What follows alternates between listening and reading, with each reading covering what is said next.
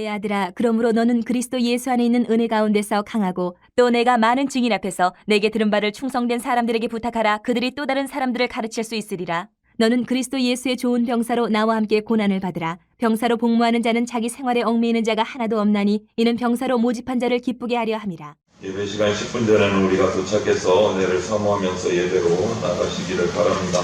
오늘도 전도용품이 준비되어 있습니다. 정말 이 두 가지는 항상 빠뜨리지 않고 제가 계속 1번, 2번에 고정 광고입니다. 고정 광고. 예배 시간 우리가 미리 준비해서 나오고 또 나가실 때 전도용품 가지고 나가셔서 꼭 영혼들에게 전도하라고. 그만큼 중요하다라는 의미라는 거 꼭 새겨주시기를 바라고, 주보 내면에 2월 공동체 기도 제목이 올려져 있습니다. 모든 성도가 같은 말, 같은 뜻, 같은 마음으로 기도하면서 아름다운 변화의 삶을 세워가시기 바랍니다. 지난 주간 우리 교회에서 서울로의 부산로의 연합 청소년 겨울수련회 준비회의를 했습니다. 위에서 섬겨주신 성도님들께 진심으로 감사를 드립니다. 그리고 금주에는 설날 연휴가 이렇게 있어요. 9일부터 12일까지가 되는 것 같은데 달력을 보니까 11일 주일과 겹쳐집니다. 그래서 연휴 중에도 주일 예배 온전히 드릴 수 있기를 바라고, 여러분 또 휴일 중에 만나게 되는 가족들에게 그리스도인으로 하나님의 은혜를 흘려보내는 그런 기회가 되기를 소망을 합니다. 그래서 오는 주일 11일 오전 예배를 전 교인 예배로 함께 드립니다. 그리고 주일 오후 예배와 다음 세대 예배는 교회에서 드리지 않고 오늘 주보에 배부된 가정 예배 모범으로 가정에서 함께 드리시기를 바랍니다. 가장이나 이렇게 되신 분이 여기 받으셨죠? 이거 천천히 읽으시면서 가족들과 함께 설교 말씀도 여기 제가 적어놨어요. 같이 기도하고 찬송하고 말씀도 이렇게 설교 말씀도 가장께서 읽으시고 해서 가정 예배를 꼭 드리시기를 바랍니다. 총회 및 노예 소식 전해드리겠습니다. 그 전에 미리 연락을 못 받아서 주보에 미리 못 실었는데 지금 나가민 교회 현관 게시판에 우리 김별 자매가 동료들과 함께 개인 음악회를 하는 걸로 들었습니다. 화요일날 저녁 6시부터 하는 걸로 들었는데 주보에 미처 못 실었습니다. 오늘 갑자기 소식을 들어가지고 나가시면서 보시고 또 시간이 되시는 분들 함께 참석해 주시고 또 문자라도 남겨서 응원해 주시면 감사하겠습니다. 총회 및 노예 소식 전해드리겠습니다. 재건 서울 부산로의 청소년 연합 겨울 수련회를 개최합니다. 우리 청소년 자녀들 참여할 수 있도록 독려해 주시고 우리 청소년부장 성민선 집사님께 참가 신청을 해 주시기 바랍니다. 수련회는 2월 15일 목요일부터 17일 토요일까지 천안에 있는 재건총회 신학원에서 진행이 됩니다. 그리고 재건총회 부교역자 계속교육이 개최가 됩니다. 매년 하는 교육 행사인데요. 위에서 기도해 주시기를 바라고 제가 총회 교육 전문위원으로 참석을 하게 됩니다. 기간은 2월 19일 월요일부터 21일 수요일까지 경주에 있는 수영로교회 베이스캠프에서 건물을 우리가 대여를 해서 진행을 합니다. 우리 부교역자들 훈련을 위해서 계속해서 기도해 주시기를 바랍니다. 오늘 제목은 강한 군사가 모인 교회입니다. 주보 표지에 있듯이 요번 우리 지금 변하지 않으면 내일은 없다 표의 실천상 4번째로 있는 말씀입니다. 강한 군사가 모인 교회. 사무엘 하 6장에 상징적인 사건 하나가 등장을 합니다. 하나님의 임재를 상징하는 이 언약궤, 법궤가 멀리 떨어져 있다가 이제 다윗성으로 돌아오는 아주 기념비적인 기록이 있어요. 당시의 왕이었던 다윗은 이 사실이 너무너무 기뻤어요. 처음에 한번 시도했다가 이루지 못하고 또 한번 멈춰섰다가 두 번째 이제 진짜로 돌아오는 거예요. 준비를 제대로 해서. 감격이 너무너무 컸어요. 하나님의 임재를 상징하는 언약궤가 지금 이제 수도로 들어온다. 감격한 거예요. 왕으로서 체면을 차릴 새도 없었어요. 다윗은 너무 흥분해가지고 너무 행복해서 그 들어오는 길로 뛰어나가서 그 법궤 앞에서 춤을 추면서 기뻐했는데 이 사무엘하 6장을 보면 바지가 흘러내리는 것조차 모를 정도로 막 기쁘면서 왕으로서 춤을 췄어요. 그런데 이 모습을 멀리서 왕비였던 아내 미갈이 보고 있었어요. 그런데 그거를 아주 못마땅하게 생각했어요. 왕이 체면도 없이 저게 뭐하는 짓이냐 이렇게 생각을 해요. 왕 남편을 다윗을 비웃은 거예요. 사무엘하 6장 20절에 그 기록이 있는데 이것을 새번역이라는 성경 번역을 가지고 좀 더 현대어로 번역할 내용을 보면 이렇게 돼요. 오늘 이스라엘의 임금이 건달패들이 맨살을 드러내고 춤을 추듯이 신하들의 아내가 보는 앞에서 몸을 드러내며 춤을 추셨으니 임금님의 채통이 어떻게 되겠습니까? 이렇게 기록하고 있어요. 다윗 왕과 왕비 미갈이 이렇게 대조가 돼요. 여러분 혹시 이 느낌이 지금 다윗이 어떤 느낌인지 이렇게 오십니까? 느낌을 아시겠습니까? 다윗과 아내 미갈의 지금 한쪽에서는 엄청 기뻐서 춤을 추고 난리가 났어요. 그런데 다른 한쪽은 그 모습을 보고 한심하다고 비웃고 있어요. 알리스터 맥그레스라는 목사님이자 교수님이 쓴 인간 그레이트 미스터리라는 책이 있는데 이 부분에 이 책을 읽으면 이 지금 다윗과 미갈의 이 장면을 설명하는 부분이 나와요. 이렇게 설명을 합니다.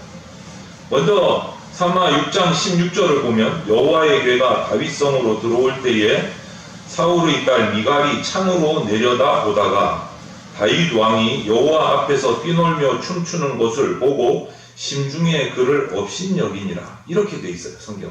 이 장면을 설명을 해요. 이 맥그레스 교수가 자기 책에서. 이 책을 보면 저자가 강조하는 건 뭐냐면 미갈이 창으로 내려보다가 여기서부터 시작을 해요. 설명. 미갈이 창으로 내려보다가 다윗의 태도와 미갈의 태도가 갈라진 이유를 여기서 설명을 합니다.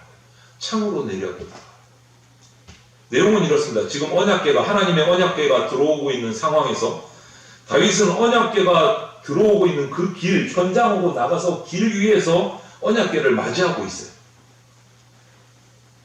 다시 말하면 언약궤가 들어오는 그 축제의 현장, 기쁨의 현장에서 함께 백성들하고 춤을 추고 즐기고 있는 거예요. 기뻐하는 거예요. 그런데 이에 반해서 이것을 비웃던 아내 미갈은 발코니에 서서 왕궁 발코니에 서서 내려다보면서 구경꾼의 태도로 그 장면을 바라보고 있었어요.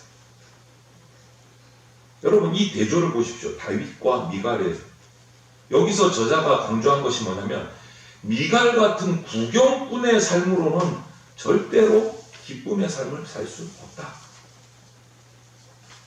그러니까 발코니에서 내려오라는 소리예요. 내려오라. 발코니에서 내려와서 구경꾼의 자세에서 내려와서 현장으로 뛰어 들어가서 현장에서 기쁨을 경험하는 그 길의 신앙을 회복하라는 거예요. 현장의 신앙을 회복하라. 이 교수님이 책에 그런 거를 적었어요. 발코니에서 내려와서 현장으로 뛰어 들어가라. 그래야 그 기쁨을 맛볼 수 있다. 여러분 이 말씀을 제가 책을 읽으면서 오늘 또 이 말씀을 준비하면서 우리 성도들도 그리스도인들도 두 종류로 나눌 수 있겠구나 하는 생각이 들었어요. 어떻게 두 종류냐면 미갈처럼 발코니에서 구경꾼처럼 예배드리는 사람 한 부류, 다윗처럼 예배의 현장에 깊이 들어가서 길에서 살아있는 현장의 그 생생한 예배의 기쁨으로 예배드리는 사람 한 부류. 이렇게 두 부류로 나눌 수 있겠구나. 앞에서 이렇게 강단에서 예배를 드리다 보면 우리 교회뿐만 아니고 뭐 어떤 수련회를 가거나 집회를 가서 예배를 앞에서 인도하다 보면 둘로 나눠요. 다윗처럼 정말 감격하면서 예배에 빠져들어가는 성도들이 있는 반면에 반대로 심사위원인 것처럼 정말 냉철하게 목사의 설교를 평가하는 태도로 예배를 드리는 성도들이 있어요. 가보면 이런 관점에서 우리 신앙생활도 마찬가지고 우리 인생도 둘로 나눌 수 있어요. 비유를 들자면 하나는 온도계 같은 인생, 하나는 온도 조절계 같은 인생. 이게 무슨 말이냐? 여러분 온도계 같은 인생은 뭘까요? 온도계 활용도가 뭐죠? 지금 온도가 몇 도인지를 정확하게 파악하는 게 온도계의 임무잖아요. 다시 말해서 이걸 뒤집어서 생각해 보면 온도계가 가진 한계는 뭡니까? 온도를 분석하는 것까지가 한계예요. 지금 몇 도야? 끝. 더 이상 할 게 없어요. 온도계의 문제는. 지금 몇 도야? 거기까지. 이에 반해서 온도 조절계는 뭡니까? 온도 조절계의 주인이 설정해준 온도에 집중을 해요. 20도에 딱 주인이 설정을 해줬다. 그런데 지금 온도가 영하 15도다. 그럼 온도 조절계는 20도를 맞추기 위해서 뭐를 작업합니까? 히터를 돌리기 시작해요. 히터를 강하게 돌립니다. 그런데 지금 밖에 온도가 35도예요. 그럼 온도 조절계는 그것을 인식하고 뭐를 합니까? 20도에 맞추기 위해서 에어컨을 틀기 시작해요. 돌리기 시작해요.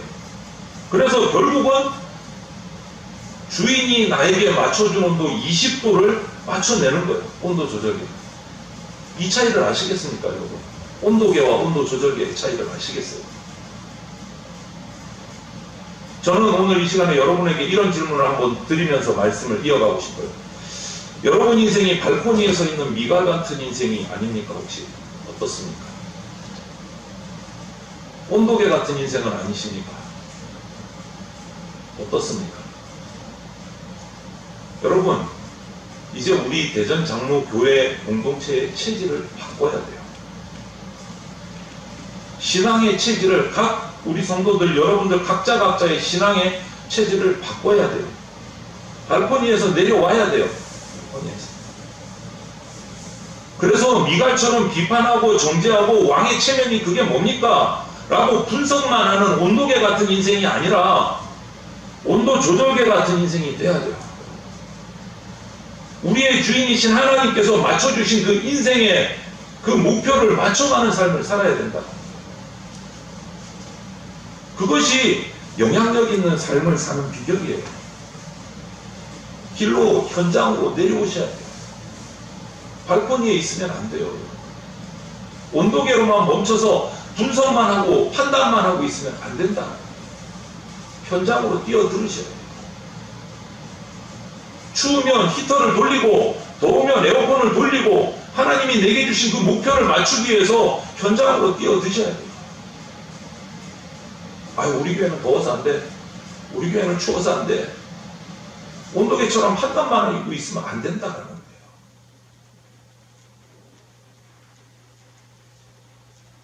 우리 교회가 박물관 교회처럼 경직돼서 굳어진 교회가 되는 것을 막으려면, 그렇게 되지 않으려면 저를 비롯해서 우리 성도 여러분들 한 명 한 명이 우리의 태도, 우리의 인식에 변화가 일어나야 돼요. 그래서 이런 표현을 정하거든요. 지금 변하지 않으면 내일은 없다. 내일이 있겠죠. 박물관 교회가 되는 거. 그 교회를 구성하는 성도들이 스스로 인식하기를 나는 유람선 타고 있는 관광객이 아니고 군함을 타고 있는 영적인 군사다. 이런 인식으로 변화가 돼야 된다. 저와 여러분들이 스스로 나는 유람선 타고 있는 관광객으로 인식하고 교회에 몸을 담고 있으면 그 관광객으로 인식하고 있는 성도들의 숫자가 아무리 많은들 무슨 소용이 있겠어요? 자리는 꽉 찼겠죠. 박물관 교회가 되는 것을 막을 수는 없어요. 이런 관점으로 보면 디모데후서 2장 3절 말씀이 너무너무 중요하게 우리에게 다가옵니다. 너는 그리스도 예수의 좋은 병사로 나와 함께 고난을 받으라. 성도 스스로가 자신을, 나와 여러분 각자 개인이 나는 하나님 나라의 군사다 라는 인식의 변화가 있어야 된다. 그래야 무기력해지지 않을 수 있어요, 여러분. 이 변화를 통해서 사도 바울이 강조를 하는 거예요. 너는 군사다, 관광객 아니다, 좋은 병사가 돼야 된다. 이 얘기하는 거예요. 좋은 교회가, 대전 장로교회가 좋은 교회, 건강한 교회, 멋진 교회, 하나님 기뻐하시는 교회, 부흥하는 교회가 되는 비결은 아주 간단합니다. 교회 구성원인 성도 한 사람 한 사람이 성숙하고 좋은 성도가 되면 교회는 좋은 교회가 됩니다.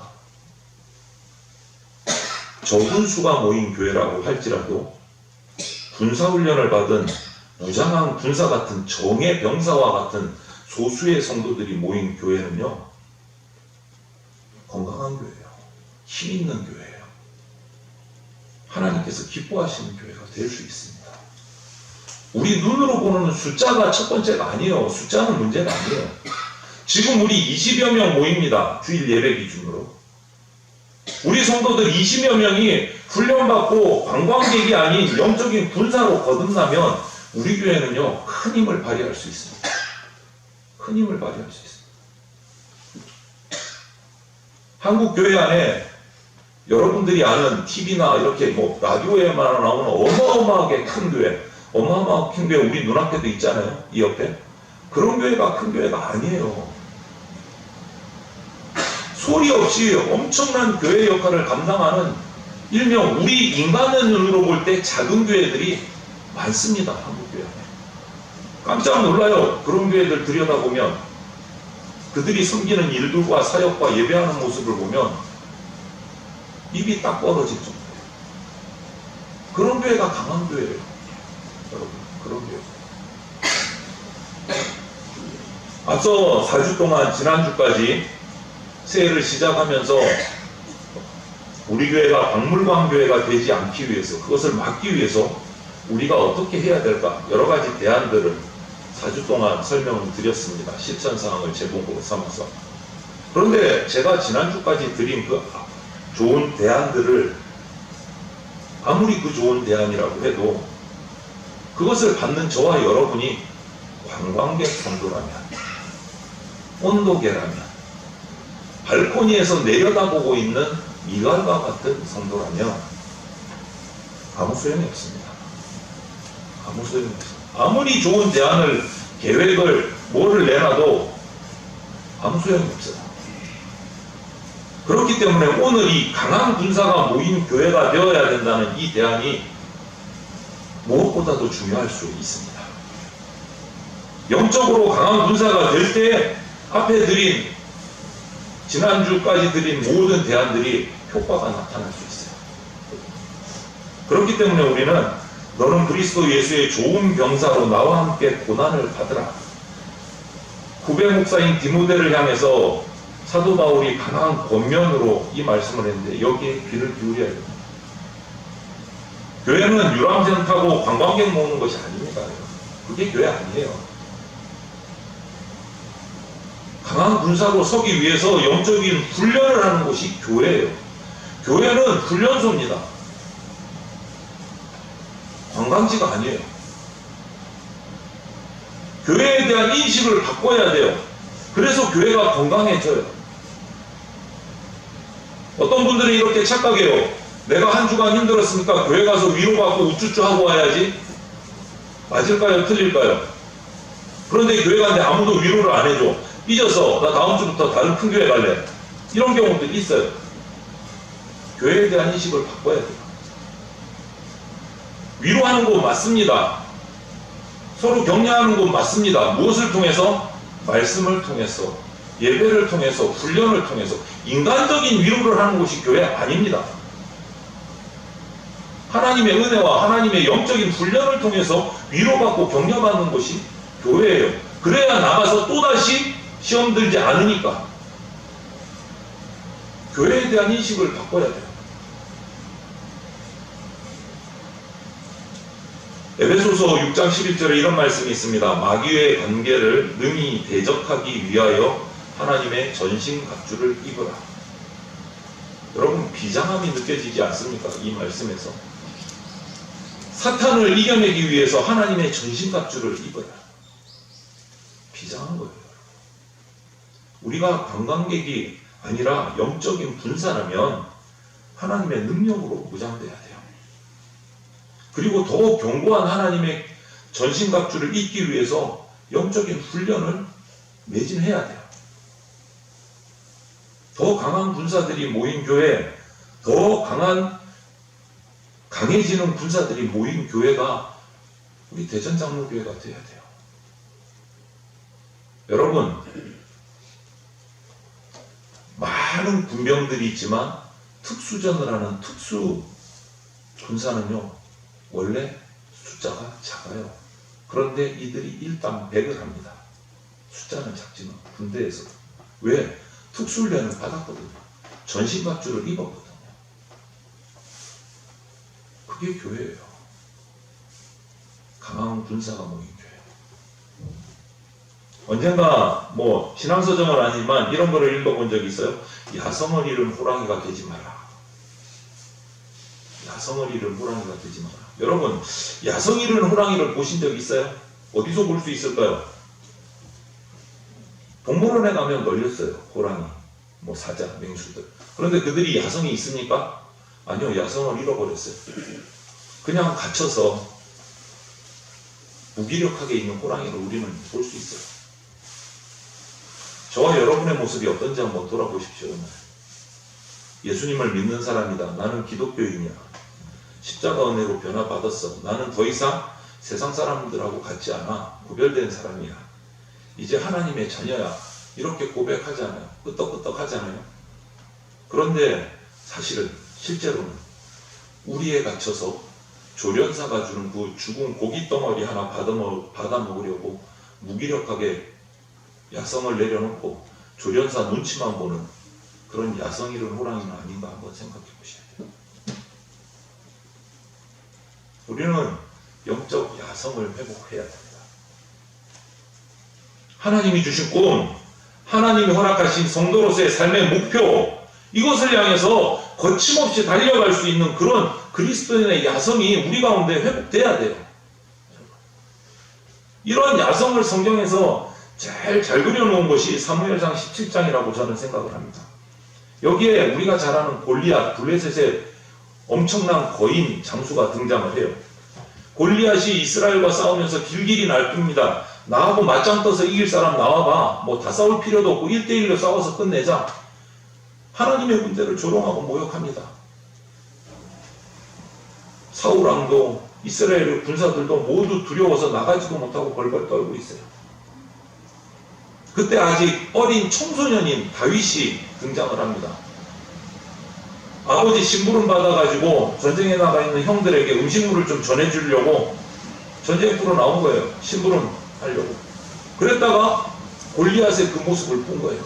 어린 청소년 다윗이 봤어요. 하나님을 조롱하고 모독하고 그런 모습을 보면서 그 어린 청소년 다윗의 야성이 폭발합니다. 물불을 안 가리고 반응을 해요. 성경은 이렇게 기록합니다. 3장 사무엘상 17장 26절에 이 할례받지 않는 블레셋 사람이 누구이기에 살아계시는 하나님의 군대를 모욕하겠느냐. 본능 그대로 거친 성질이 폭발을 한 거예요. 다윗이. 하나님을 조롱하는 골리앗을 보면서 의분이 폭발을 한 거예요. 그리고 그는 골리앗을 향해 달려갑니다. 앞뒤 안 가리고. 여러분 이해가 되세요? 17장 45절에 이렇게 기록해요. 다윗이 블레셋 사람에게 이르되 너는 칼과 창과 단창으로 내게 나오거니와 나는 만군의 여호와의 이름 곧 내가 모욕하는 이스라엘 군대의 하나님의 이름으로 내게 나가노라. 야성이 폭발을 한 거예요. 그리스도인으로서의 야성이요. 이것이 하나님 믿는 자의 거친 야성입니다. 영적 야성. 우리에게 이런 거룩한 분노가 있어야 돼요. 여러분 있으세요? 저는 이 말씀을 하면서 주님 앞에서 엎드려서 주님 제가 약했습니다. 수없이 기도하고 회개했습니다.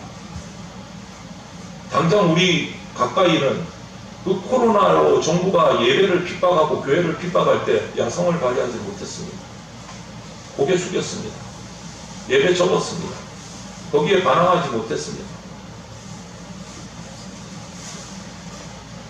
한국교회가 이렇게 조롱당하고 욕먹는 현실을 보면서 여러분 의문이 일어나십니까? 안 일어나십니까? 어떻습니까? 만약에 우리 속에 그런 분노가 없다면 우리는 야성 이룬 호랑이처럼 그냥 죽은 고깃덩이 얻어먹으려고 무기력하게 조련사 눈치만 보는 호랑이하고 똑같아요.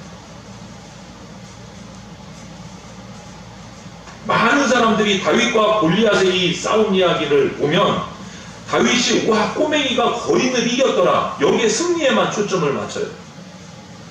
그것도 중요하지만 더 중요한 것이 있습니다. 여러분 제대로 된 무기 하나 없이 돌멩이 몇 개 가지고 달려나갔던 다윗이었지만 그에게는 하나님을 믿는 자로서의 야성이 살아있었다.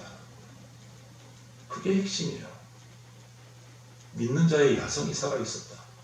세상과 맞짱 뜨는 야성이 살아있었다. 하나님을 모욕하는 자들 앞에서 그런 세상 앞에서 분노를 폭발할 줄 아는 야성이 살아있었다. 그게 핵심이에요. 그것이 있었기 때문에 상대가 일단 눈으로 볼 때 감당이 안 되는 그 골리앗에게 도전장을 던질 수 있었던 거예요. 이것이 정말 중요한 핵심입니다. 물맷돌을 던졌는데 여러 개도 아니고 한 방에 끝냈더래. 이게 중요한 게 아니에요. 그렇게 달려나갈 수 있었던 근본이 뭔가가 중요한 거죠. 하나님을 믿는 자의 야성입니다. 그게 핵심이다. 저는 우리 성도들 마음에 하나님께서 주시는 이러한 거룩한 분노가 있어야 된다고 생각합니다. 교회의 무기력한 모습에 견딜 수 없는 마음이 우리 속에 울분이 쏟아져 나야 돼요. 우리 교회는 왜 이러나? 왜 이렇게 약할까? 우리는 왜 이렇게 기도할 수밖에 없을까? 의문이 솟아나야 돼요, 여러분. 이대로가 좋아요가 아니고. 그래서 저는 기도합니다. 저와 여러분들 예수 믿는 성도들이 다시 영적인 야성을 가지고 교회와 사회를 위해서 포효할 수 있는, 다윗처럼 포효할 수 있는 그러한 때가 속히 오기를 기도합니다. 같이 기도하시기를 바랍니다, 여러분. 우리가 그리스도의 좋은 병사가 되려면 한 3가지 정도가 필요한 것 같아요. 오늘 본문을 보면 한 가지는 야성을 가진 그리스도의 좋은 병사는 고난을 피하지 않습니다. 영적인 야성을 가지고 고난을 피하지 않는 거, 이게 좋은 병사, 강한 병사의 아주 중요한 요소예요. 오늘 본문 2장 3절을 보면 너는 그리스도 예수의 좋은 병사로 나와 함께 고난을 받으라. 고난을 피하라 아니에요. 고난을 받으라. 디모데에게 좋은 병사가 되기 위해서 나와 함께 고난을 받으라. 사도 바울이 권면합니다. 정말 독특한 거예요. 야, 어려운 일 있으면 잘 피해가야 돼. 대처를 잘해. 이게 아니에요. 고난을 받으라. 뭐가 중요합니까? 나와 함께 고난을 받으라. 여기에 많은 의미, 메시지가 담겨 있어요. 나와 함께 고난을 받으라. 이런 권면을 디모데에게 하는 사도 바울의 삶 자체를 돌아보면 고난의 삶이었어요. 그냥 고난의 연속이었어요. 예수님을 믿고 난 뒤부터 그렇게 세상에서 떵떵거리고 선생으로 바리새인으로 정말 스펙 짱짱하게 의리의리했던 그의 모든 것을 다 내려놓고 예수님 믿는 자로 고난의 길을 간 사람이 사도 바울이에요. 고난 종합 선물 세트를 받은 것 같아요. 바울의 기록을 읽어보면 모든 종류의 고난은 다 받았어요. 그런 바울이 자기 아들처럼 귀하게 여기는 후배 목사인 디모데에게 나와 함께 고난을 받으라 이렇게 말합니다. 이 말은 고난이 우리 성도들에게 찾아올 때 고난을 피하지 말고 정면으로 맞서야 된다라는 거예요. 등 보이고 도망가면 끝장입니다, 여러분. 성도로서 영적인 싸움에서 사탄이 공격해 오는데 등 보이고 도망가면 끝이에요. 니까진 게 뭔데? 하고 맞짱을 떠야 된다는 거예요. 영적 싸움에서 물러서면 안 돼요. 그것이 좋은 병사의 첫 번째 조건이에요. 두 번째를 보면 좋은 병사가 되려면 뚜렷한 목표, 그 다음 집중력이 있어요. 뚜렷한 목표, 집중력. 오늘 본문 4절에 병사로 복무하는 자는 자기 생활에 얽매이는 자가 하나도 없나니 이는 병사로 모집한 자를 기쁘게 하려 함이라. 이렇게 말하고 있습니다. 이 말씀을 메시지 성경이라는 현대 성경을 보면 이렇게 풀이합니다.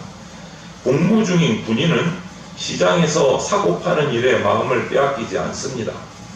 그는 명령을 수행하는 데만 정신을 쏟습니다. 목표를 가지고 집중하는 거예요. 그것이 예수 그리스도의 좋은 군사가 돼요. 집중하지 않으면 되는 일이 없습니다. 여러분, 세상에 여러분들 공부하고 뭔가 하는 일도 사업도 집중하지 않으면 안 되는데, 하나님의 영적인 일, 복음 사역을 하는데 집중을 하지 않고 대충대충 한다? 당연히 안 되죠. 마귀가 얼마나 방해를 하는데 대충대충 해서 되겠습니까? 몰두하지 않고는 이룰 수가 없어요. 십자가를 지시러 이 땅에 오신 예수님이 하신 것을 보십시오. 히브리서 12장 2절에 이런 기록이 있어요. 믿음의 주요 또 온전하게 하시는 이 예수를 바라보자. 그는 그 앞에 있는 기쁨을 위하여 십자가를 참으사 부끄러움을 개의치 아니하시더니. 이것이 예수님이 이 땅에 오셔서 우리에게 보여주신 뚜렷한 목표와 집중의 표본이에요. 이 땅에 왜 오셨습니까? 사명을 가지고 오셨어요. 무슨 사명입니까? 십자가를 통해서 우리 인간을 구원해야 된다는 사명, 목표를 가지고 오셨어요. 거기에 모든 것을 다 거셨어요. 완전히 집중하셨어요. 창피를 당하는 거, 부끄러움 당하는 거, 최악의 형틀이라는 십자가조차도 참고 지셨어요. 왜? 좋은 군사로 하나님의 뜻을 이루기 위해서 뚜렷한 목표와 집중을 하십니다. 이것이 좋은 병사의 모습이에요. 여러분, 집중하는 훈련 하셔야 됩니다. 후회 없이 살려면 영적인 훈련에 목숨 거셔야 됩니다. 큐티하라고 하니까 아이고 이번 주 한 주 빠졌네, 어려움은 빠졌네. 목숨 거십시오, 여러분. 그럼 죽을 것 같습니까? 살아납니다. 매일 30분 내가 말씀 읽고 기도한다. 여기에 목숨 거십시오. 여러분의 삶이 어떻게 바뀌는가 그 다음에 보십시오. 해보지도 않고 이건 하루 하나 안 하나 똑같아 이러지 마십시오. 목숨 걸고 하고 나서 그 효과를 보십시오. 집중하십시오. 말씀에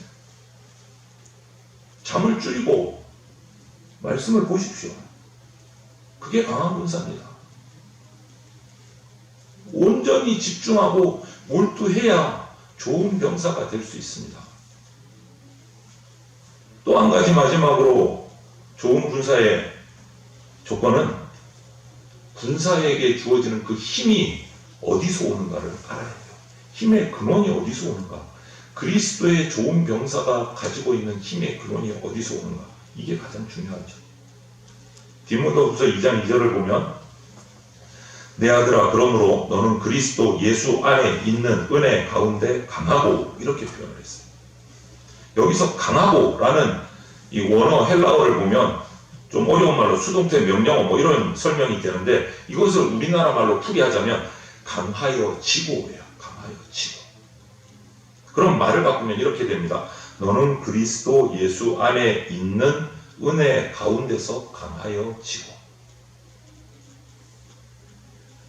강해질 수 있는 원천, 예수 안에 있는 은혜에 있다는 거예요. 우리가 강해질 수 있는 근원이 어디 있다? 예수 안에 있는 은혜 가운데 있다. 우리에게서 나오는 게 아니다라는 거예요. 힘이. 우리 교회의 부흥이 우리의 어떤 인간적인 힘으로 교회의 부흥이 교회가 강해지는 거 아니다라는 거예요. 교회와 성도의 강한 군사가 되는 방법은 어디에 있습니까? 원천이? 예수 그리스도 안에. 고린도후서 12장 10절은 이렇게 말합니다. 그러므로 내가 그리스도를 위하여 약한 것들과 능력과 궁핍과 박해와 공고를 기뻐하노니 이는 내가 약한 그때에 강함이라. 여러분, 말이 좀 이상하지 않아요? 이 말씀? 왜 약한 때 강해집니까? 강해야 강해지죠. 무슨 약한 때 강해요? 무슨 말일까요? 좀 힘 있는 것처럼 사는 것 같다가 고난 앞에서 깨지고 무너지고 자기가 약함을 통감하면 무기력해지면 그것을 가지고 성도가 주님 앞에 엎드리면 그때는 하나님이 그에게 힘을 주신다. 힘을 주신다. 여러분 죽을 힘을 다해서 기도해야 됩니다. 내 약함을 주님 앞에 내려놓고 기도해야 됩니다. 기도하지 않는 그리스도인 성도가 많습니다. 안타깝게도 우리 교회에도 있는 것 같아요. 왜 기도하지 않습니까, 여러분? 여전히 힘의 원천이 나라고 생각하기 때문에 기도가 안 나오는 거예요. 내가 열심히 하고, 내가 열심히 배우고, 내가 열심히 일하고, 사업하고, 뭔가 운동하면 내가 강해질 수 있다. 내 힘의 원천이 나에게 있다고 생각하기 때문에 기도 안 하는 거예요. 내가 노력하면 되지 무슨 기도야. 여러분 가운데 오늘 좀 마음 아픈 얘기를 한마디 하겠습니다. 이런 마음으로 아직도 기도를 안 하는 성도들이 있다면 한참 더 고생하셔야 됩니다. 이런 말씀을 드리는 목회자 제가 마음이 아픕니다. 이런 마음으로 힘의 원천이 나에게 있다고 착각하고 계신다면, 아직도 기도 안 하고 계신다면 아직도 고생이 남아 있습니다. 우리의 약함을 주님 앞에 내어놓을 때 우리는 강해집니다. 제 말이 아니고 주님이 주신 말씀을 제가 전달합니다. 우리는 스스로 약한 것 때문에 자신을 초라하게 여길 필요 없습니다. 자기 연민에 빠질 필요 없습니다. 반대로 조금 힘이 있다고, 내가 조금 잘 나간다고 해서 그 강함의 원천이 나에게 있는 것처럼 교만해서도 안 됩니다. 우리가 약할 때 강함의 원천을 알게 됩니다. 여호와로 인하여 기뻐하는 것이 너의 힘이니라. 느헤미야는 이렇게 외쳤어요. 여호와로 인해서 기뻐하는 것이 너의 힘이다. 여러분, 여호와를 기뻐하는 것이 저와 여러분의 힘이 됩니다. 그 힘으로 우리는 다시 영적으로 젊은 군사가 되셔야 됩니다. 아멘이십니까? 아멘. 내 연민, 어떤 패배의식에서 벗어나서 강한 군사가 되기로 결단하시기를 바랍니다. 여러분, 올 한 해 도전하십시오. 이 표 붙들고, 지금 내가 변하지 않으면 난 내일 없다. 영적 군사가 되지 않으면 난 끝장이다. 각오 단단히 하셔야 됩니다. 그리고 무엇보다 그 변화의 힘의 원천이, 군사가 되는 힘의 원천이 나에게 있는 거 아니고 하나님께 있다라는 것을 처절하게 인정하십니다. 내가 약할 때 강함이 된다. 그래서 우리의 삶이 관광객 같은, 온도계 같은 그런 성도가 아니고 강한 군사로, 군함을 타고 전쟁을 나가는 영적인 군사로 바뀌게 되기를 주님의 이름으로 간절히 소망을 드립니다. 그럴 때 우리 교회 공동체가 강해지고, 여러분 개인이 강해지고, 여러분이 속한 가정이 강해집니다. 그런 강한 군사가 세상으로 나갈 때 직장이든지 사업이든지 하나님이 주시는 형통의 길이 열려집니다. 그거는 제가 경험해서 알아요. 경험했음에도 또 넘어지는 게 우리 인간이에요. 그래서 하나님 앞에 부끄럽고 창피한 거예요. 말씀을 준비하면서 경험해놓고 제가 또 넘어졌거든요.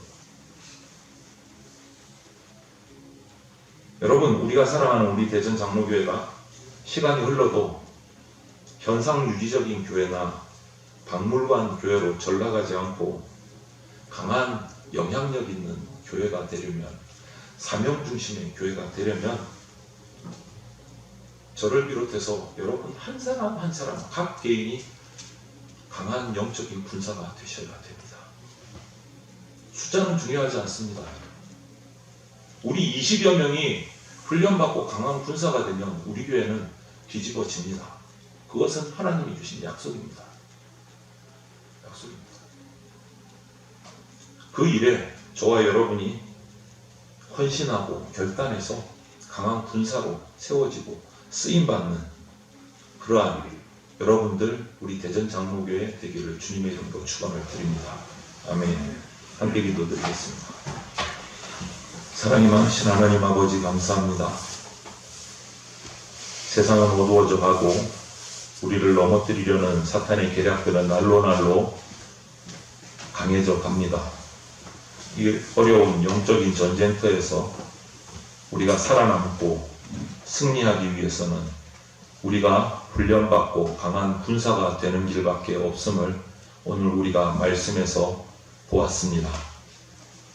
주님, 이 세상을 유람하는 관광객이 아님을 깨닫게 하여 주시고 강한 군사로 군함을 타고 이 세상을 정복하고 다스리는 예수 그리스도의 좋은 병사로 변화되게 하여 주시옵소서.